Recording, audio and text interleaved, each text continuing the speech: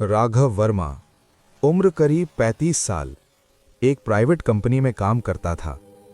उस दिन वो देर रात ऑफिस से निकला। बारिश हो रही थी और उसने जल्दी घर पहुंचने के लिए उसी पुराने इलाके से शॉर्टकट लेने का फैसला कर लिया। सड़क बिल्कुल खाली थी। उसके जूतों की आवाज गीली सड़क पर साफ सुनाई दे रही थी। तभी उसे लगा जैसे कोई उसके पीछे चल रहा हो। राघव रुका, पीछे मुड़कर देखा। कोई नहीं था, लेकिन उसके दिल की धड़कन तेज हो चुकी थी। वो आगे बढ़ा ही था कि अचानक उसके कान के पास एक ठंडी, डरावनी आवाज गूंजी, तुम्हें यहां नहीं आना चाहिए था। अगले ही पल पीछे से एक जोरदार धक्का लगा। राघव संभल नहीं पाया। वो सड़क पर गिर पड़ा।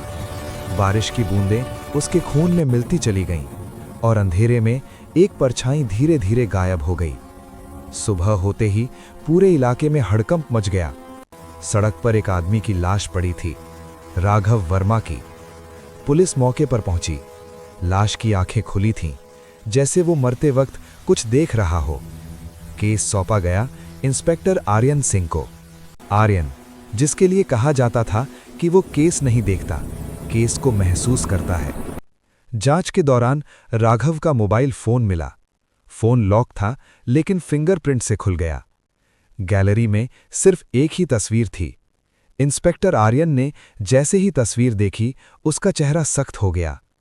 तस्वीर में वही सड़क थी, वही जगह, लेकिन राघव के ठीक पीछे एक धुंधली परछाई खड़ी थी।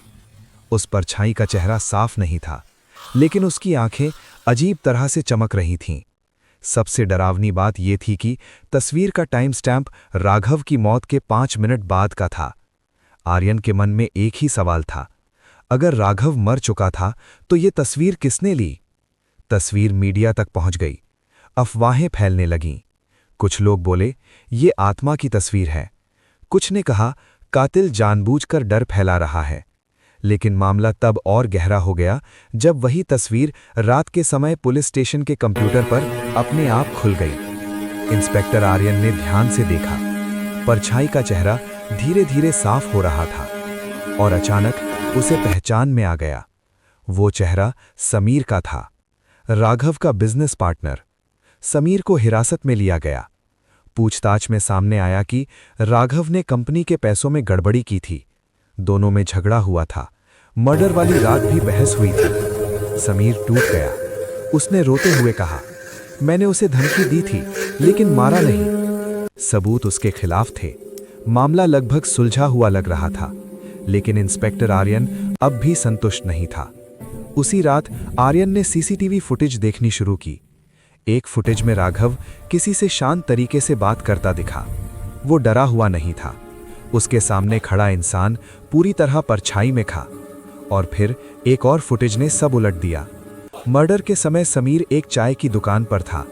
घड़ी का समय, गवाह, सब कुछ मैच कर रहा था। अगर समीर वहां था तो कातिल कौन था? मोबाइल की गहराई से जांच में एक डिलीटेड तस्वीर मिली। उसमें राघव मुस्कुरा रहा था। डर का नामो निशान नहीं था। फिर एक फ्लैशबैक सामने आया। राघव किसी अंधेरी गली में किसी से पैसे ले रहा था। मतलब राघव खुद भी किसी बड़े खेल का हिस्सा था। उसी रात पुलिस स्टेशन में आर्यन अकेला था। लाइटें झपकने लगीं। कांच में उसे राघव की परछाई दिखी। आर्यन पलटा, लेकिन वहां कोई नहीं था।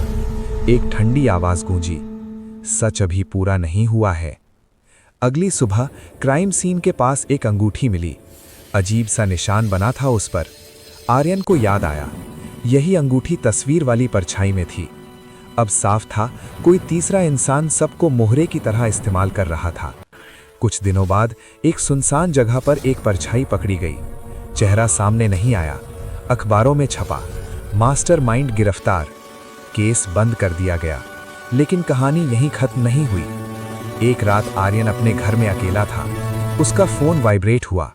एक नई तस्वीर आई थी। तस्वीर में आर्यन खुद था, पीछे से लिया गया। उसके पीछे वही परछाई खड़ी थी। आर्यन की सांस अटक गई।